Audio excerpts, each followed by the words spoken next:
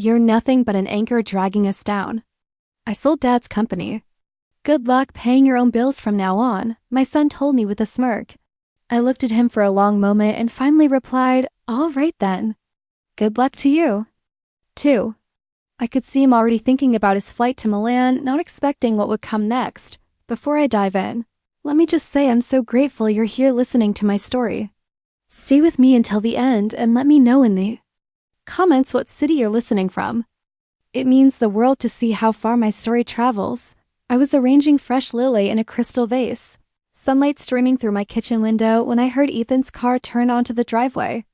The low growl of his BMW used to fill me with pride, but now it made my chest tighten. Ethan only came around when he wanted something, and this time it had been 3 long months since we'd last spoken. Through the glass, I watched him step out, his navy suit immaculate, his jaw set. He walked like a man who thought he owned the world. Behind him, Vanessa followed, heels tapping briskly along the pavement, hair pulled back so tight it looked like it might snap. Even from a distance, her determination radiated. Whatever they wanted today, it was Vanessa pushing for it. The doorbell rang twice sharp, impatient. I set the vase down, wiped my hands, and walked slowly to the door, bracing myself. When I opened it, Ethan didn't even meet my eyes. Mom, he said flatly, striding in as if he owned the place. We need to talk. Vanessa breezed past, flooding the entry with her designer perfume, clutching a sleek leather briefcase to her chest like it was a shield. Hello, Lillian, she said in her honeyed, artificial voice that always made my skin crawl. I led them to the living room, the same place Ethan had taken his first steps nearly 35 years ago. Now he stood at the center of it like a stranger. He crossed his arms, staring everywhere but at me. Would you like some coffee? I just made a fresh pot, I offered, desperate to keep things civil. Even if just for a moment. This isn't a social call, Ethan said, his voice as cold as ice. Sit down, Mom. There's something you need to hear. My legs felt heavy as I lowered myself into my favorite armchair, the same one Robert and I had chosen together 4 decades ago. Vanessa sat across from me, opening her briefcase with careful, almost theatrical precision. Ethan remained standing, his presence looming. The company is sold, he announced, as if discussing the weather. The words crashed into me. What do you mean sold? I whispered. Vanessa slid a thick stack of documents onto the coffee table. The sale went through yesterday morning. Ethan's been handling the paperwork for months now. My vision blurred as I looked at the documents.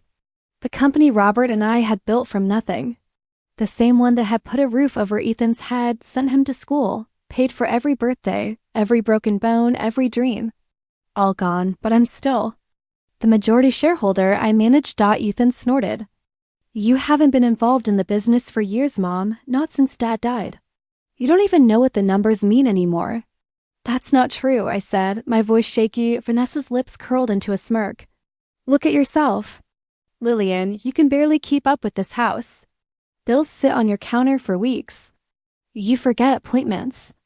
Last month, you called Ethan 3 times in a single day about the same thing. A flush crept up my neck. It was true, I'd been calling Ethan more since Robert died, but it wasn't confusion. It was loneliness. I missed having someone to share decisions with, to talk things through. Ethan pulled up a chair, sitting directly in front of me, elbows on his knees, eyes hard.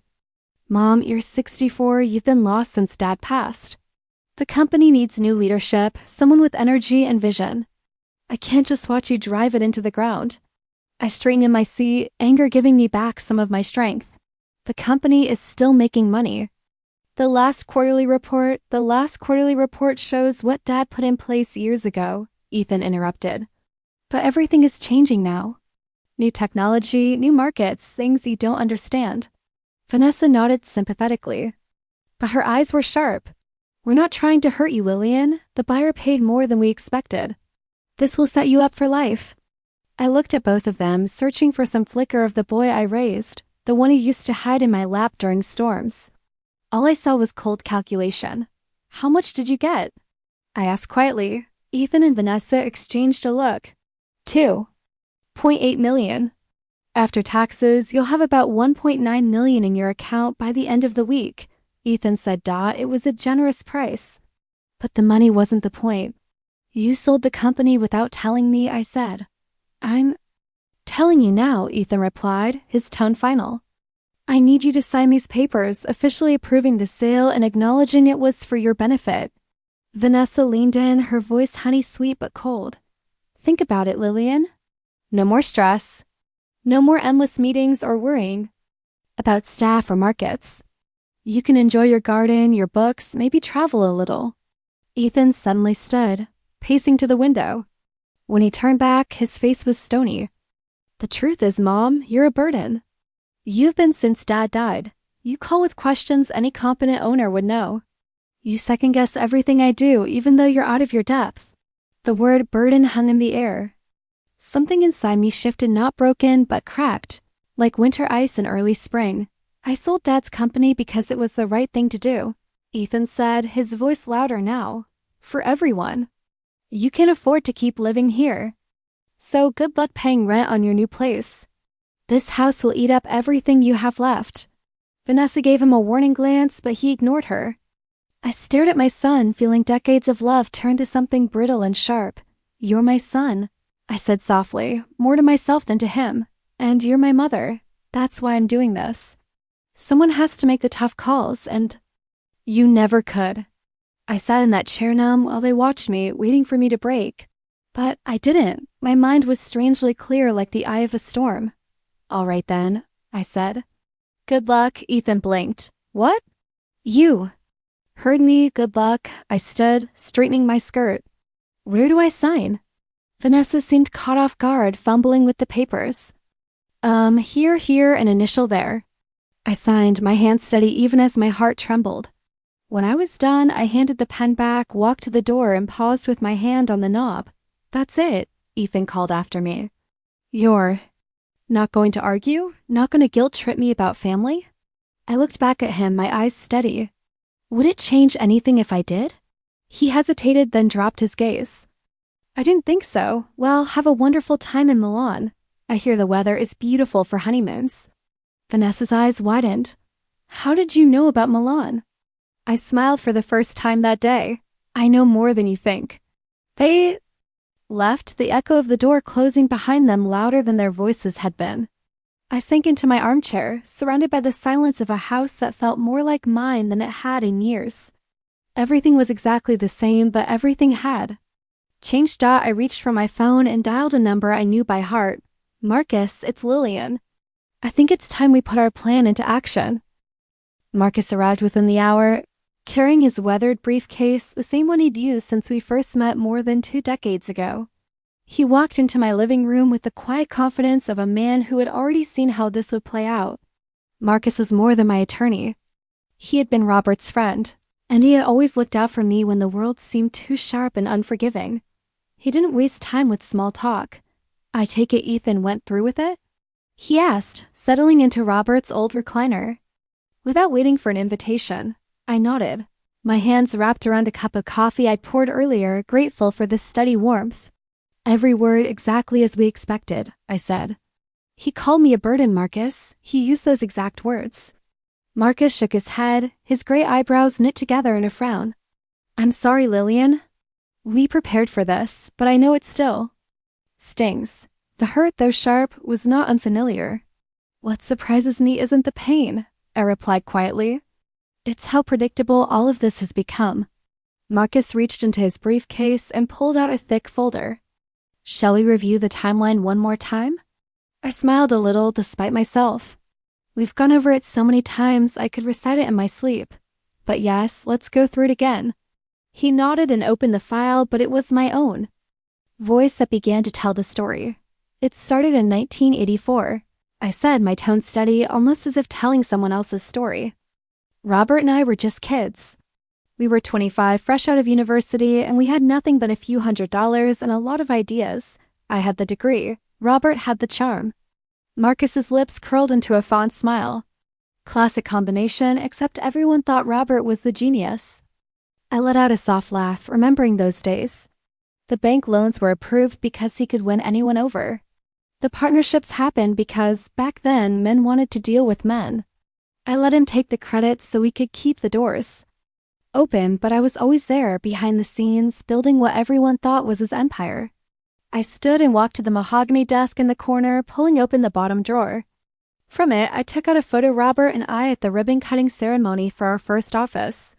He was beaming, holding the scissors, while I stood behind him, hand on his shoulder.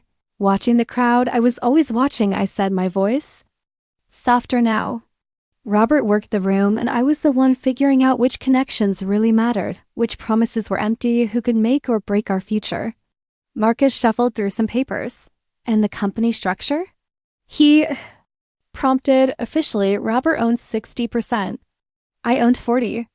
But the real value was hidden in the subsidiaries, the trust, the intellectual property rights. All the things I set up while Robert was shaking hands and closing deals. I opened another drawer and pulled out folders that Ethan had never touched. Never even thought to ask about. When Ethan joined the company 8 years ago, Robert was already showing signs of his illness. We started planning for what would happen next. Marcus slid on his reading glasses. That's when you set up the Sutton Trust. Exactly, I answered, feeling that old sense of satisfaction. 70% of the company's real. Value patents, international contracts, commercial properties went into a trust with me as the sole beneficiary. The remaining 30%, including day-to-day operations and the company name, stayed in the main corporation. And Ethan never knew, Marcus said, the faintest note of disbelief in his voice. I shook my head, a bitter laugh escaping. Ethan never wanted to know. He was so desperate to prove himself, to show everyone he could run things better than his old-fashioned parents. He never once asked the right questions. For a moment, sunlight caught the dust in the air, swirling around us like memories I couldn't shake. I remembered the afternoon almost a year ago when I overheard Ethan talking to Vanessa in Robert's old office. She'd been pushing him for details about the assets, asking if I had any real control. Ethan had laughed, his confidence practically dripping through the floor. He told her I was just a figurehead, a kindly old lady who never understood the business. They thought they were safe. That's when he decided to speed up the plan. Marcus said, making a note. That's when I realized my own son had never really known me. I replied, sitting down and folding my hands in my lap. For decades, I'd been the woman behind the curtain, letting Robert take credit, letting Ethan believe I needed his help. Why? Because that's what they needed. Robert needed to feel like he was the center of everything. Ethan needed to believe he was saving me from my own incompetence. But Robert knew the truth, Marcus said, his voice gentle. I nodded, my throat tightening. The night before he died, he asked me to promise him something. He said, don't let Ethan take advantage of your kindness. Make sure he learns what you're really worth. Marcus studied me for a long moment. And now Ethan has sold what he thought was the whole company for $2.8 million. I smiled, this time with genuine amusement. What he doesn't know is that he sold about 30% the shell. The Sutton Trust holdings are valued at $9 million as of last week's appraisal. The patents alone are worth $4 million. The properties in Houston and Phoenix are another $3.5 million. The international distribution rights make up the rest. Marcus let out a low whistle, and Ethan has no idea. He spent the last 3 years telling me I didn't understand modern business, I said, shaking my head. But I know you never sell anything before you really know what you have. I walked to the window, looking out at the garden Robert and I planted together. Do you know what Ethan said to me last Christmas? He told me I was living in the past, that a woman my age should accept the business world had moved on without her. What did you say? Marcus asked. I smiled at the memory. I told him he was probably right. Then I closed 3 new international deals and doubled our patent portfolio. Marcus closed the folder, leaning forward. So what happens? Now? I turned to him, a new fire in my chest. Now we wait. Ethan and Vanessa are on their way to Milan. They're staying in the presidential suite. I booked it for them as a wedding gift using the company funds Ethan thinks he inherited. I paused, feeling a small thrill of anticipation. The account they'll try to access tomorrow morning will be empty. And the calls will start. 50, maybe more. Marcus packed up his things but didn't move to leave. Are you sure you're ready for what comes next, Lillian? There's no going back after this. For a long moment I considered. Was I really ready to lose my son for good in order to teach him who I truly was? I lost Ethan the day he decided. I was a burden, I said quietly. Everything now is just me getting my dignity back. After Marcus left, I sat in the silence of my house, no longer a mausoleum, but a place that felt mine again. I pulled out my phone, scrolling through my contacts. Carla, it's Lillian. Yes, it's been a while. I have a business proposition. For you, how would you like to run a company again? As I outlined my plan for expanding the part of the business Ethan had unknowingly sold, I felt a shift inside me. I was no longer the woman waiting for someone else to decide her worth. Tomorrow, Ethan would finally see the difference. That night, I barely slept. I sat by the window, watching the moon drift above the garden Robert and I attended together, feeling the hum of anticipation building inside me. My mind wandered through the years, the days of struggle, the long nights of planning, the moments when I let everyone believe I was just the dutiful wife, just the mother who kept the books. In reality, I had always been the architect by dawn. The house was quiet except for the ticking of the grandfather clock in the hall. I made myself chamomile tea and sat at the kitchen table, phone beside me, waiting. I knew exactly what would happen in Milan. Ethan and Vanessa would check into their suite, already planning how they'd spend their new fortune. They'd wake early, eager to access their windfall, only to find the account empty. I imagined the look on Vanessa's face, the panic rising in Ethan's voice as the truth set in. I almost felt sorry for them, almost thought the first call came at exactly 9:47 a.m. Milan time, which was 2:47 a.m. here. I let it ring. The second call came 3 minutes later, then another and another. By the fifth call, my phone was buzzing so hard across the kitchen table it almost fell onto the floor. I picked up on the sixth ring. "Mom," Ethan said, his voice strained, panic just below the surface. "There's a problem with the bank, some technical issue. The funds from the sale aren't showing up." I took a slow sip of tea. "That's odd. Did you call the bank?" "Of course I did," Ethan snapped, the calm cracking away. "They said the account was closed yesterday afternoon." "Closed, Mom? How does an account just close itself?" "I wouldn't know," I replied gently. "You always said banking was your specialty." There was a muffled sound, Vanessa's voice sharp in the background, her words coming through even though Ethan tried to cover the phone. "Tell her to fix this now." Ethan came back, his tone desperate but trying to keep control. "I need you to call Marcus. There's clearly some mistake. The money from the sale should have been deposited." "I'll call him in the morning," I said, my voice pleasant. "It's nearly 3 here, Ethan. Whatever it is can wait until business hours." "No, it can't," he said, his composure snapping completely. "We're in Milan, Mom. We have plans, reservations. I paid for the most expensive hotel suite in Europe. Our cards aren't working either." I made a small, sympathetic noise. "That does sound inconvenient. I hope you brought cash for emergencies." There was a silence on the line, only Ethan's shallow breathing audible. When he spoke again, it was with a tone I'd never heard from him before, something closer to pleading than demanding. Double quotes, "Mom, I need you to listen. Call Marcus now. Find out where our money is." "Our money?" I repeated, letting each word settle. I wasn't aware we had any joint accounts. "Ethan, the money from the sale.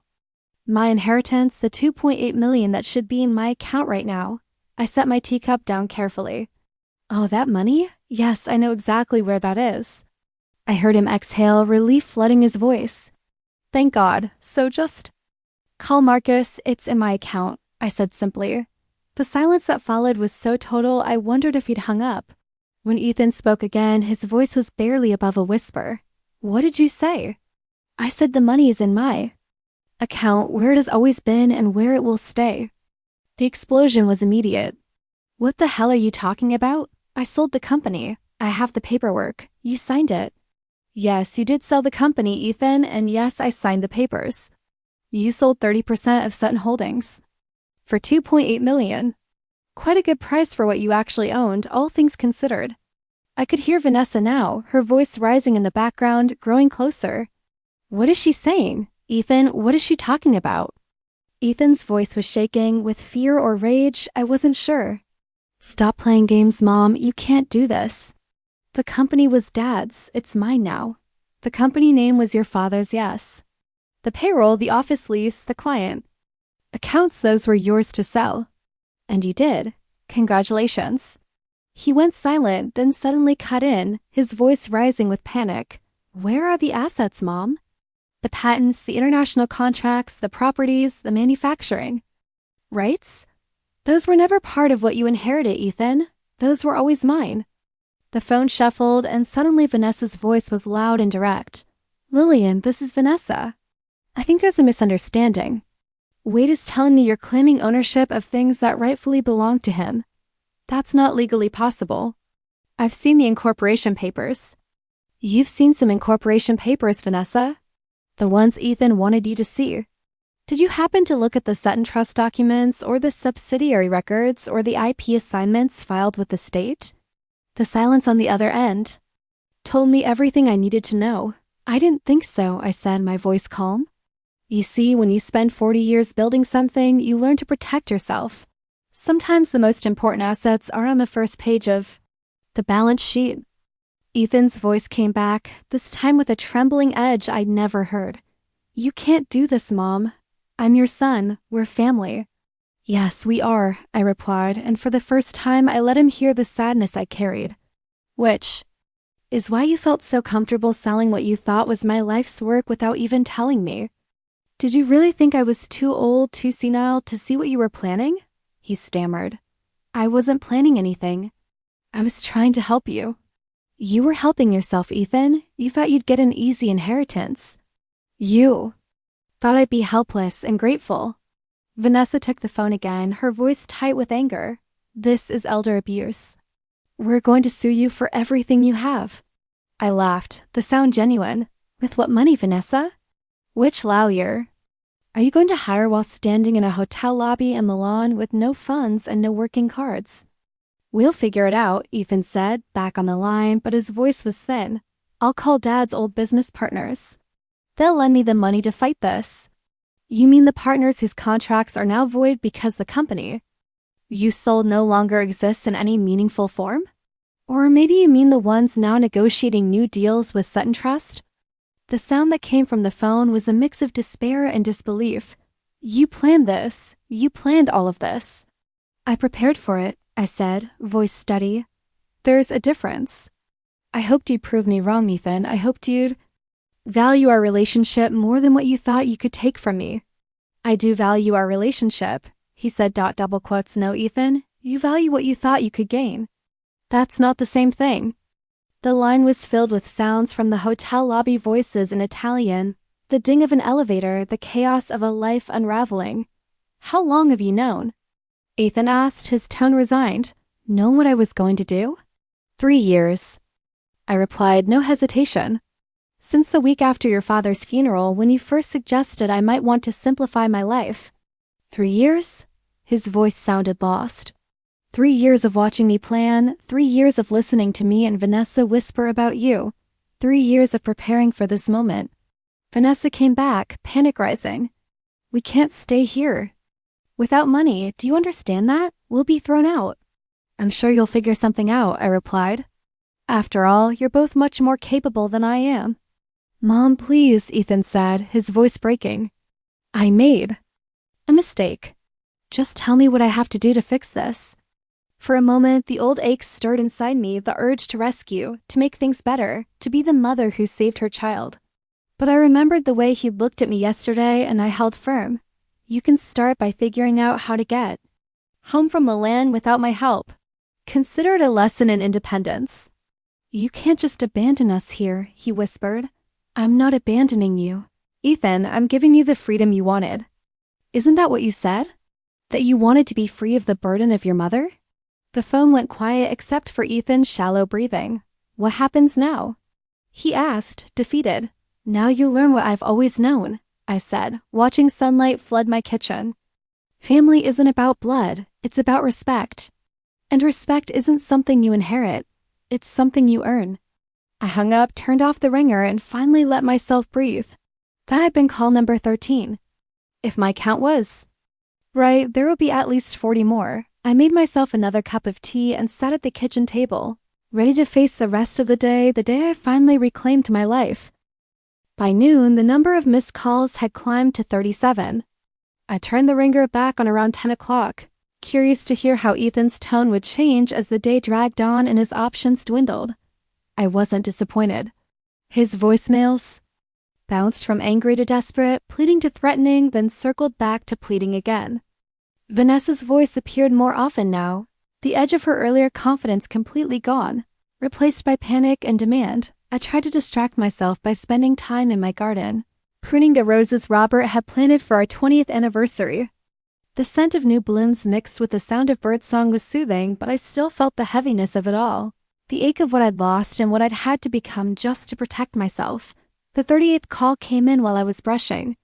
Dirt from my hands. This time I answered right away. "Good afternoon, Ethan." "Mom," he said, sounding exhausted, voice raw from arguing. "We need to talk, really talk. I'm listening. Not on the phone. Face to face, we're coming home." I paused, wiping sweat from my brow and considering what that would mean. "With what money?" I asked gently. "You mentioned your cards aren't working." He hesitated. "I called Uncle Richard. He's wiring us enough for plane tickets. We'll be back tomorrow evening." "Will you be home?" "This is my home, Ethan," I replied quietly. Where else would I be? There was a silence on the line, a kind of awkward distance I'd never felt before. "Mom, I need you to know I'm going to fight this legally. I can't just let you destroy Dad's legacy out of spite." I sat down on the garden bench Robert had built for me when I'd recovered from cancer, letting the cool wood steady me. "Robert's legacy," I repeated slowly. "What do you think your father's legacy really is?" "The company, the business he built from nothing." "We built from nothing," I corrected gently. "Your father and I, together." "But I understand why you might forget that." He sounded frustrated. "Fine, you both built it. That doesn't change the fact that you're destroying it now." I set down my pruning shears and looked out at the flowers blooming in the sunlight. "I'm not destroying anything, Ethan. I'm protecting it." "From who?" he demanded. "From you." The honesty startled us both. Several seconds passed, neither of us saying a word. He finally spoke, quieter now. "From me? I'm trying to honor Dad's memory. I'm trying to build on what he started." "What you're really trying to do," I said, my voice gentle but clear, "is cash out. So you and Vanessa can live a life you haven't earned." He started to protest, but I stopped him. "Did you know the buyer, Stedman Industries, specializes in buying companies just to strip their assets and lay off the staff? Did you know they plan to close our Austin office and move everything to Mexico within 6 months? Did you know that means 43 families would lose their jobs before Christmas?" He fell silent. I could hear Vanessa in the background, her words urgent, but too distant to make out. The employees would find other jobs. Ethan finally said, but even he didn't sound convinced. "Margaret Henley has been our office manager for 18 years. She's 56 with only a high school diploma. How long do you think it will take her to find another job that pays what we paid her?" He didn't answer. "Tom Rodriguez has been with us since he was 22. His daughter just started college. How do you think he'll pay tuition after being laid off?" He tried again. "Business isn't charity, Mom. Sometimes people get hurt." "You're right. Business isn't charity, but it isn't pillaging either. There's a difference between making hard decisions and making selfish ones." Our conversation was interrupted by what sounded like an argument in Italian. Hotel staff, probably. I imagined Ethan and Vanessa still in the grand lobby, looking more desperate with each passing hour. "We'll be home tomorrow," Ethan finally said. "We'll settle this properly." "I look forward to it," I replied, meaning at dawn. After we hung up, I sat in the garden for a long time, thinking about what was to come. I knew Ethan would hire lawyers the moment he landed back in Austin. He would try every trick to challenge the trust, to claim I manipulated Robert or that I'd taken advantage of his illness. What he didn't know was that I had prepared for every possibility. I pulled out my phone and called Marcus. He answered on the first ring. "Let me guess," he said before I could speak. "They found out about Milan. Call number 38. They're coming home. Ethan's threatening to sue, and he thinks he can overturn the trust." Marcus chuckled, not surprised. "I assume you're ready for that?" "Pull all the video files," I told him. Every board meeting, every family dinner, every conversation in Robert's office. If Ethan wants to claim I manipulated his father, let's show them exactly who was pulling strings. For the past 3 years, ever since Ethan had started questioning my decisions, I'd been documenting everything. Not secretly, just quietly. Voice memos at family dinners, recordings of meetings, cameras in the office. I had learned early on that, as a woman in business, especially an older woman, you protected yourself with documentation. How extensive are we talking? Marcus asked. Extensive enough, I said. Recordings of Ethan telling Robert the first. Was confused about business. Ethan suggesting to Vanessa that they should convince me to sell for their own benefit. And Robert's responses to him defending me, explaining to his son that I was the mind behind our best deals. Marcus whistled. Softly. He won't expect that. No, he never expected much from me, I replied quietly. That's always been his biggest weakness. That evening, I made myself a simple dinner and sat down to review the latest reports from our international divisions. Sutton Trust wasn't just a shell, it was growing, thriving. While Ethan obsessed over the headquarters in Austin, I'd quietly expanded our reach to Germany, Japan, and beyond. Our sustainable manufacturing partnership in Hamburg was generating more revenue than the entire Texas operation. The new licensing deals in Tokyo had doubled in value over the past year. The inventory software patents I developed were in use on 3 continents. Ethan thought he'd sold our company for $2.8 million. He'd actually sold the smallest piece of an empire worth over $15 million just before midnight. My phone buzzed a text from a number I didn't recognize. This isn't over. You've made the biggest mistake of your life. V. I stared at the message for a moment, then typed back, the biggest mistake of my life was trusting you. With my family, I'm correcting that now. Another message appeared instantly. Ethan will never forgive you for this. I let the phone rest on the table and felt something shift inside me, something heavy finally lifting. Good, I replied. Maybe now we can finally have an honest relationship. After that, I turned off my phone and spent the rest of the evening reading, letting my mind settle before the storm to come. Robert always said the best decisions were made with a clear heart. Tomorrow would bring drama, accusations, maybe lawyers. But tonight, I enjoyed the quiet of a house that finally felt like home again. Midnight in my house always felt like a crossing one day melting quietly into the next, old memories breathing alongside new ones. Tonight, I wandered through the rooms where Robert and I had built our life. The living room where we'd celebrated our first big contract still smelled faintly of wood polish and hope. The kitchen where laughter once echoed now felt calm, like a place for starting over. I stopped in the hallway, looking at the old photographs lining the walls. There was Ethan, age 6, grinning toothless on Christmas morning, and again, as a teenager, arms draped over Robert's shoulders, proud and fearless. I had always given Ethan everything I could love, opportunity, trust. Maybe I'd never given him what he needed most, the understanding that respect isn't a gift, but something you earn. The next evening at exactly 6:43 p.m., Ethan's rental car pulled into my driveway. I had been watching from the kitchen window, tracking his flight home, counting the minutes. They were 12 minutes later than I'd expected, which told me there had been another argument. I didn't rush to open the door when Ethan knocked. I took my time, drying my hands and smoothing my hair, feeling a strength I hadn't felt in years. Through the glass, I saw him and Vanessa standing side by side, both looking worse for wear. Ethan's suit was wrinkled, his face drawn and tired. Vanessa looked even more defeated, her hair messy, her eyes rimmed red, her confidence gone. Mom, Ethan began as soon as I opened the door. We need to talk. Of course, I replied, leading them into the living room. It was the same place where all of this had started just days ago, but the power had shifted. Ethan perched on the edge of the sofa, not looking at me. Vanessa sat beside him, clutching her oversized purse like a lifeline. I've brought my lawyer, Ethan announced, trying to sound in control. He'll be here in the morning. We're going to contest the trust. That's your right, I said, settling into my favorite chair. But you should know that properly executed trusts rarely get overturned, especially when there's decades of documentation to support them. Vanessa leaned forward, her voice cracking. You can't do this to us, Lillian. We have a life. planned, I quit my job at the hospital because Ethan said we'd be set for life. I looked at her with real surprise. You quit your job? That was a bold assumption. We bought a house, Ethan said quietly, eyes lowered. Based on what we thought the sale would give us. The down payment is due next week.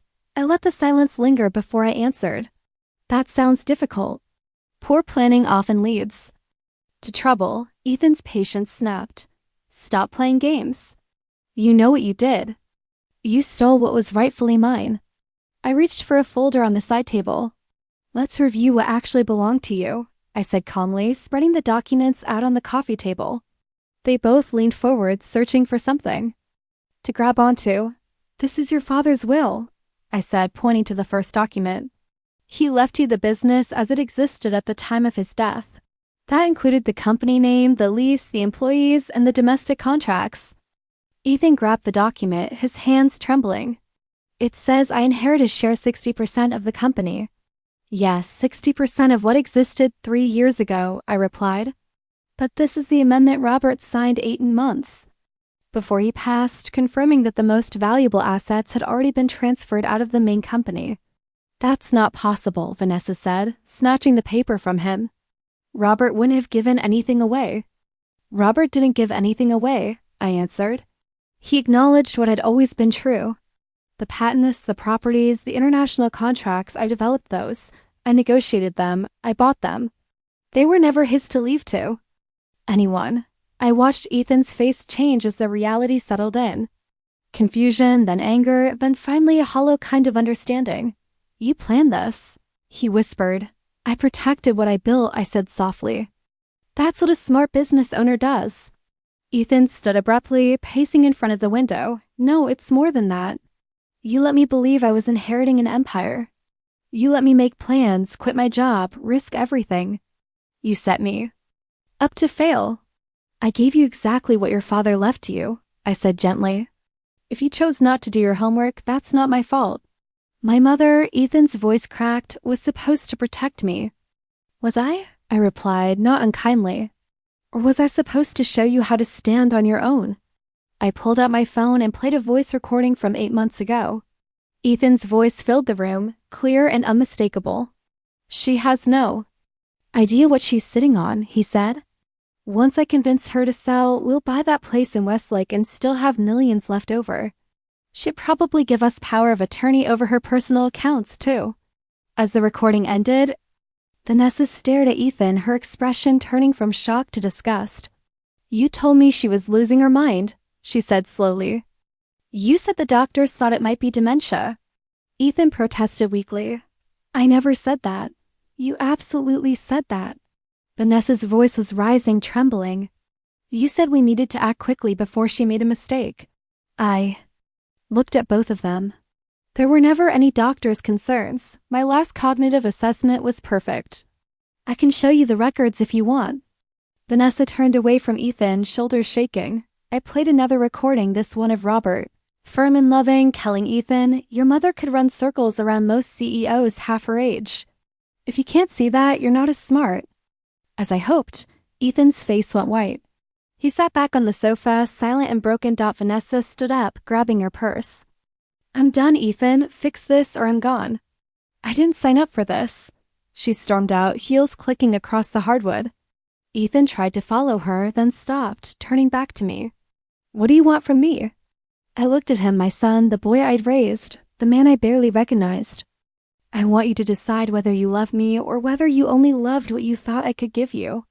Because only one of those has a future.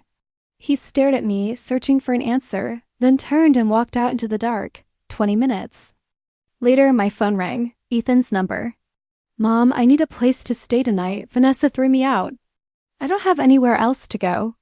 The spare room is available, I said, not unkindly. Rent is $50 a night and you'll need to help around the house. 50? Mom, I don't have $50.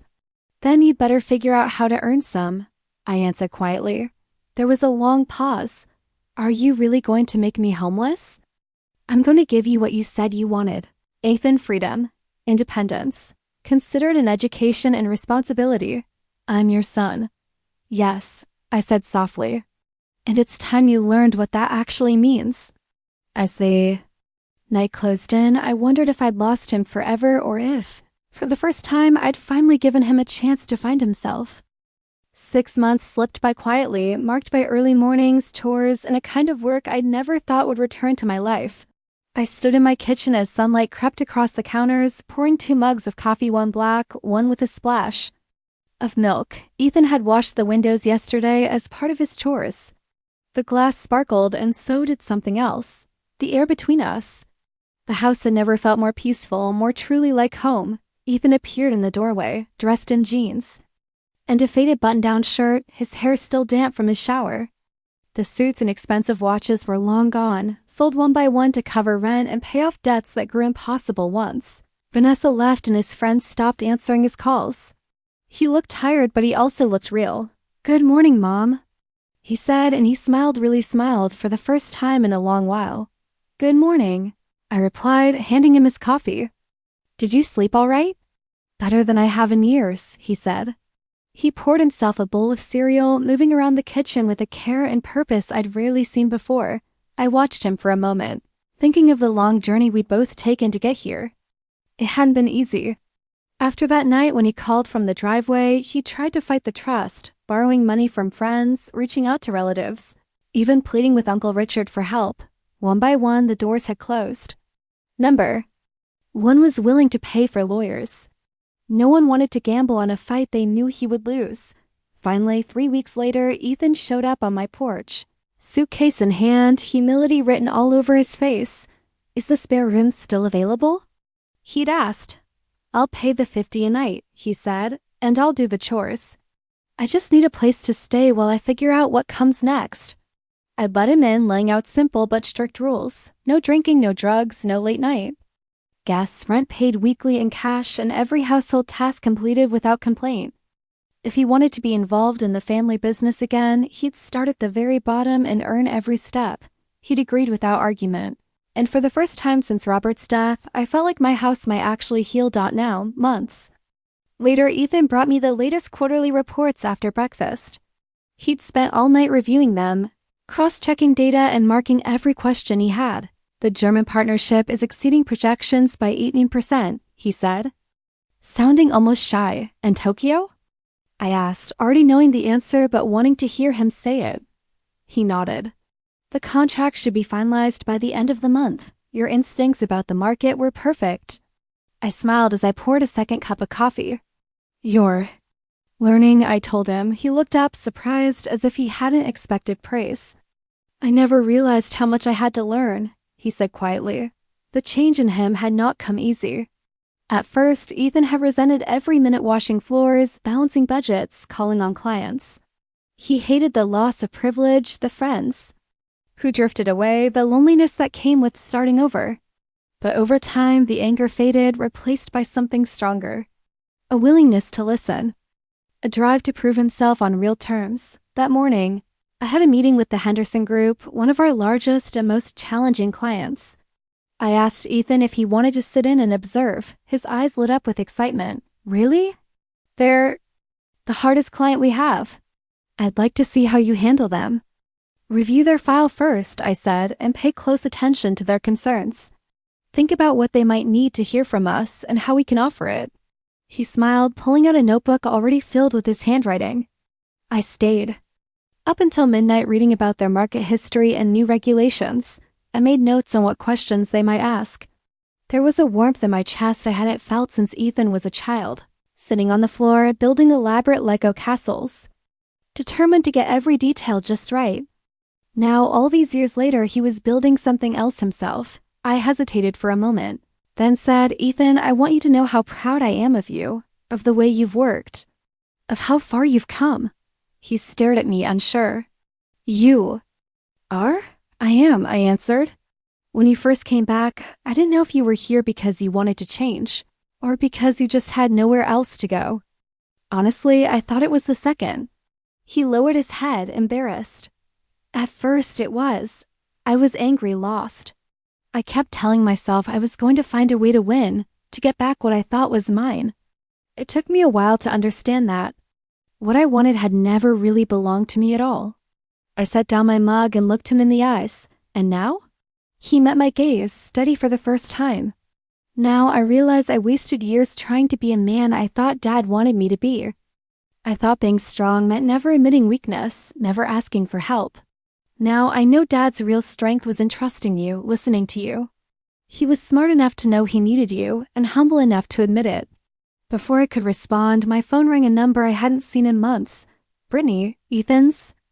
Jaw tightened when he saw the caller ID. Are you going to answer it? I'm curious, I said. Let's see what she wants.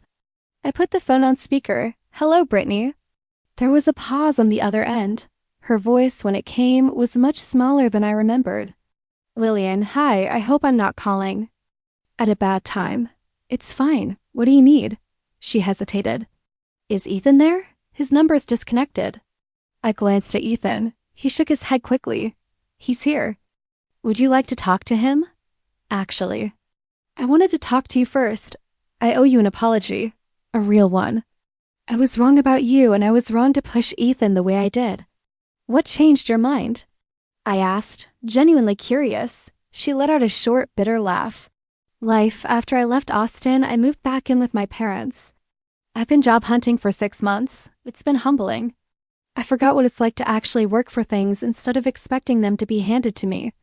She continued, her voice thick with regret. I thought about our marriage, about the kind of person I became with Ethan. I didn't like that person. I was entitled and greedy. I was too comfortable taking advantage of someone who had only ever tried to help our child. I'm sorry, Lillian, I nodded, even though she couldn't see me. Thank you for telling me. Do you want to speak to Ethan? I do. But I want you to know I'm filing the divorce papers this week. I'm not asking for anything except my belongings. I don't deserve more than that. There was a long silence as Ethan listened, then quietly, Brittany, you don't have to say anything, she said. I know what I did. I pushed you to see your mother as the enemy, not as your ally. I'm sorry for that too. When? She hung up. Ethan and I sat in silence for a long time. How do you feel? I finally asked. He looked at me, sadness and relief mixing in his expression. Relieved, sad, but relieved. I didn't like the person I was when I was married to. Brittany, I was chasing after something that didn't matter. I reached out, put my hand over his, and squeezed gently. Your father was always proud of you, Ethan, but he wanted you to be proud of yourself too. The rest of that morning passed quietly as we prepared for the Henderson meeting. When the clients arrived, Ethan watched closely, taking notes. Learning, asking thoughtful questions. I could see the change in him. He was earning his place, not demanding it. When the meeting ended, he said, I think they'll sign the deal. I smiled. So do I. That was good work today, Ethan. He grinned back at me, a spark in his eyes I hadn't seen since he was a child. For the first time, I felt that maybe, just maybe, the pieces of our family were finally being put back. Together, not the way they had been, but in a way that was stronger and true. Late that afternoon, the house felt lighter than it had in years. Sunlight streamed in through the clean windows, catching dust motes as Ethan and I reviewed notes from the Henderson group meeting. I saw a spark of confidence in his face, the kind that came from hard work, not entitlement. When he spoke about the meeting, he wasn't boasting. He was eager to learn more, asking what he could have done better.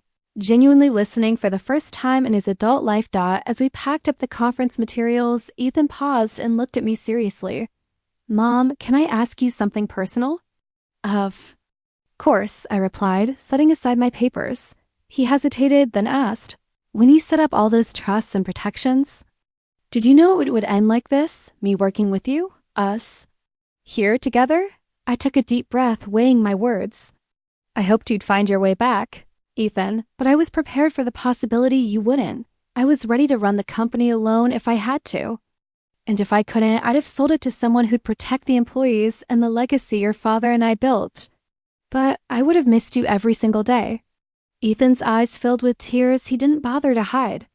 I'm sorry, Mom. I'm sorry for how I treated you, for how I thought about you. I thought I deserved everything just because I was your son. I see now how wrong that was. I walked over and hugged him, holding him tightly like I hadn't in years. You don't owe me anything but honesty and effort. You've started earning back my trust, Ethan. That's all I ever wanted. He nodded against my shoulder. Thank you for not giving up on me. The conversation was interrupted by the chirp of my phone. Another number I didn't recognize. I almost ignored it, but something told me to answer. Hello? A woman's voice, formal and slightly uncertain. Mrs. Sutton? This is Amanda. From Stedman Industries. I'm reaching out to follow up on the transition of assets from the recent acquisition. I glanced at Ethan, who immediately tensed. Yes, Amanda, what do you need? We're just confirming the remaining property titles and patent transfers from your family trust. There seem to be some inconsistencies in the corporate documentation we received from your son. I can assure you, Amanda, that all property and patents in question are legally owned by Sutton Trust and were never part of the company your team acquired. She sighed, frustrated. That's what our legal counsel discovered as well. We'll be proceeding only with what was included in the main corporation. Please let us know if you're ever open to a larger partnership. Frankly, your son should have asked more questions. After she hung up, Ethan put his face in his hands. How can I ever make this right, Mom? For the employees. For you. You're doing it now, I said gently. By working, by listening. By choosing humility over pride. He was quiet for a long time. I wish Dad could see me now. Maybe he'd be proud. Your father would be proud, I said, my voice firm. He wanted you to be strong enough to learn, not just strong enough to take. He saw the best in you, and so do I. As dusk crept in, Ethan made dinner nothing fancy, just pasta and a salad from the garden. We ate together at the kitchen table, talking about old times and the future. There was something healing in the ordinary routines. We built day by day. After the dishes were washed and the kitchen quiet again, Ethan looked at me. If I hadn't come back? If I'd kept fighting you in court, would you have cut me off completely? I thought about it. If you'd chosen bitterness and greed, I would have protected myself and the people who depended on the business. I would have hoped you'd find your way eventually. But I wouldn't have let you ruin what we built. He nodded, tears in. His eyes again. Thank you for not letting me destroy myself. Thank you for giving me a second chance. We sat in silence, watching night gather outside. In that silence, I finally felt the old ache in my heart begin to heal. Then, as if on cue, Ethan's phone buzzed on the table. He glanced at it, then pushed it away without reading the screen. Brittany again, he said quietly. She wants to come back.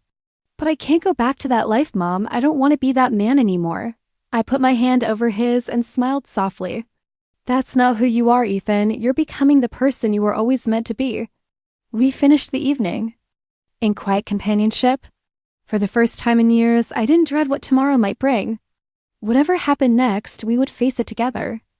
6 months later, the change in our lives was undeniable. Our routines were simple but steady: coffee together at sunrise, days spent working side by side, quiet dinners in the kitchen that now felt full of hope rather than regret. Ethan had changed more than I thought possible. He was no longer the man who had stood in my living room and called me a burden. No longer the son who believed the world owed him comfort and respect. Every Saturday, Ethan paid his rent in cash and mowed the lawn before reviewing reports for Sutton Trust. He attended client meetings with a notebook in hand, never once expecting to be given authority he hadn't earned. When he struggled, he asked questions. When he made mistakes, he owned them. Sometimes, late at night, I'd hear him on the phone with an employee, apologizing for a past slight or checking in to make sure their families were cared for. Slowly, the employees who had once feared him began to trust him, because he was no longer their boss's entitled son, but a partner willing to put in the work. One morning, as we prepared for a big conference call with partners in Germany, Ethan handed me a mug of coffee and said quietly, I signed the lease for a small apartment. I think it's time I try living on my own again. I'd like to keep working for you if you'll have me, but I need to show myself I can stand alone. I smiled at him, both proud and a little sad. I think that's a wise decision. You'll always have a home here, but I'm happy to see you building one for yourself. He nodded, and for a moment we just stood together in the warm morning. Light, everything said without words. That was how I knew the boy I'd raised had finally become a man Robert would recognize and respect.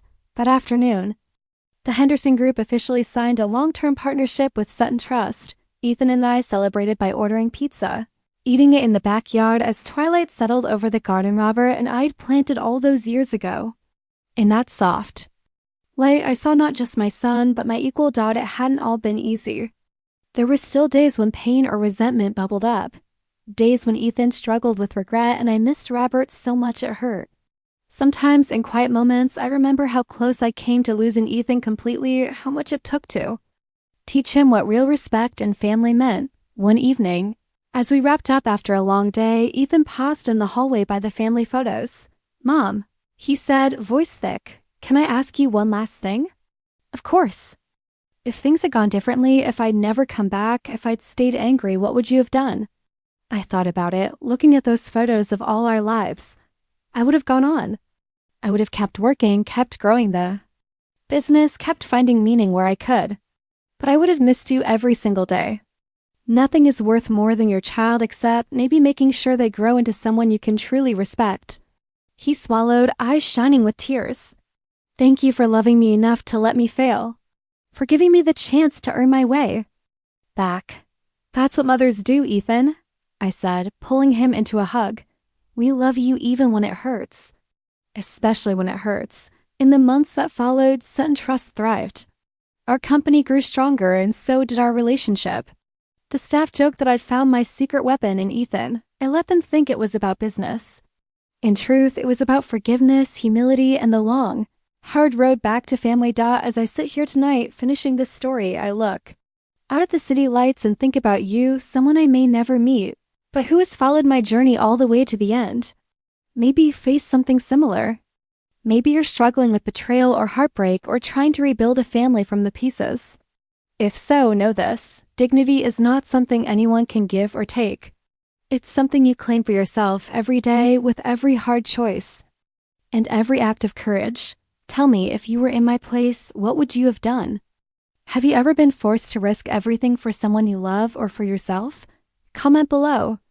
And while you're here, I'm leaving 2 more stories on the screen, each one a testament to the strength it takes to begin again, if you made it this far. Thank you for listening, and don't forget to subscribe for more stories that will surprise you.